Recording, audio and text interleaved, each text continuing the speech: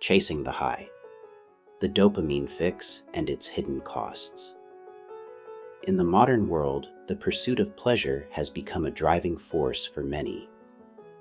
From the pulsing lights of a late-night party to the thrill of a new purchase or the fleeting rush of a casual hookup, some people find themselves caught in a relentless cycle of seeking dopamine, the brain's feel-good chemical. While these behaviors can start as harmless fun, they often spiral into something more, a dependency on quick fixes that mask deeper needs. Understanding why people chase these highs, the dangers of addiction, and how to break free offers a path to reclaiming balance. The dopamine chase, why we seek it. Dopamine is the brain's reward messenger, released during pleasurable activities like eating, laughing, or achieving a goal. It's nature's way of saying, "This feels good, do it again." But in a world of instant gratification, some turn to exaggerated behaviors to trigger that rush. Partying with drugs or alcohol floods the system with euphoria. Shopping delivers a surge of excitement with every swipe of a card. Promiscuous behavior offers a cocktail of validation and physical thrill. These actions hijack the brain's reward system, creating a shortcut to happiness that feels irresistible. Behind these behaviors often lie unmet emotional needs.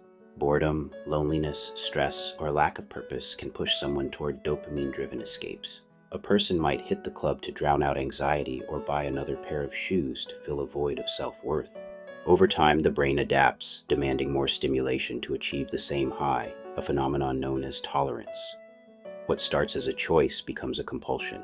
The many faces of the fixed, dopamine-seeking behaviors come in endless varieties, but they share a common thread: the pursuit of an immediate reward. Partiers might chase the high of cocaine or the uninhibited buzz of alcohol, losing themselves in the moment.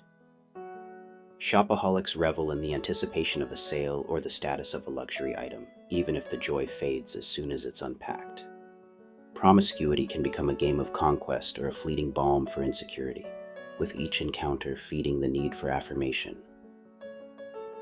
Even seemingly benign habits, like scrolling social media for likes, can turn into mini dopamine traps.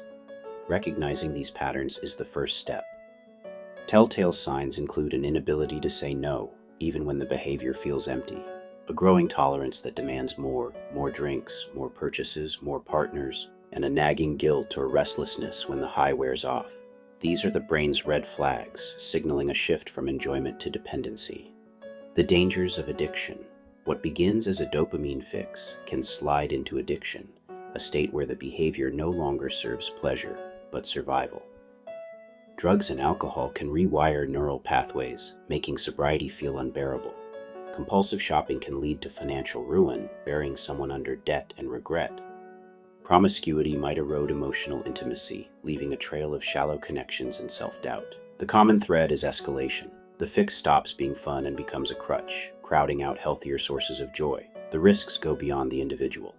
Relationships fray as loved ones bear the brunt of broken promises or reckless choices. Health deteriorates, whether from substance abuse, stress-induced spending, or the physical toll of unchecked behavior. And the brain, once a willing participant, becomes a demanding taskmaster, trapping the person in a loop of craving and crashing. Breaking the cycle, steps to freedom. If you find yourself stuck in a dopamine-chasing spiral, hope isn't lost. The path out begins with awareness and small intentional shifts. Here's how to start. Pause and reflect. Identify what triggers your behavior. Is it stress? Loneliness? Keeping a journal can reveal patterns, like reaching for a drink after a tough day or swiping a credit card when you feel unseen. Replace, don't erase. Cold turkey works for some, but often it's easier to swap a harmful fix for a healthier one. Exercise, creative hobbies, or deep conversations can release dopamine without the crash. A run might not rival a night of partying, but it builds a steadier reward. Set boundaries. Limit exposure to temptation. Delete shopping apps, avoid certain social circles, or set a no screens after 10 p.m. rule. Small barriers can disrupt the autopilot of habit. Seek support. Addiction thrives in isolation.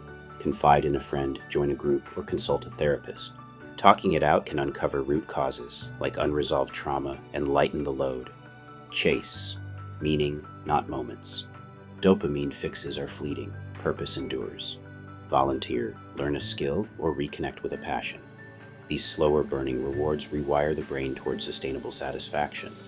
Understanding the why, at its heart, dopamine chasing is less about the behavior and more about the hunger beneath it. Society amplifies this with endless ads, apps, and cultural cues that scream, happiness is one click away. But the real drivers are internal, a need for connection, validation, or escape. Recognizing this shifts the narrative from shame, why can't I stop, to curiosity, what am I really seeking? A balanced pursuit, pleasure isn't the enemy, dependency is. Parties, shopping, and intimacy can enrich life when they're choices, not crutches. The goal isn't to banish dopamine, but to diversify its sources, weaving it into a tapestry of meaning rather than a single thread of excess. By understanding the chase, its risks, and its remedies, we can step off the treadmill of instant fixes and into a fuller, freer way of living. By Scott Young, aka Sin Famous Gamer.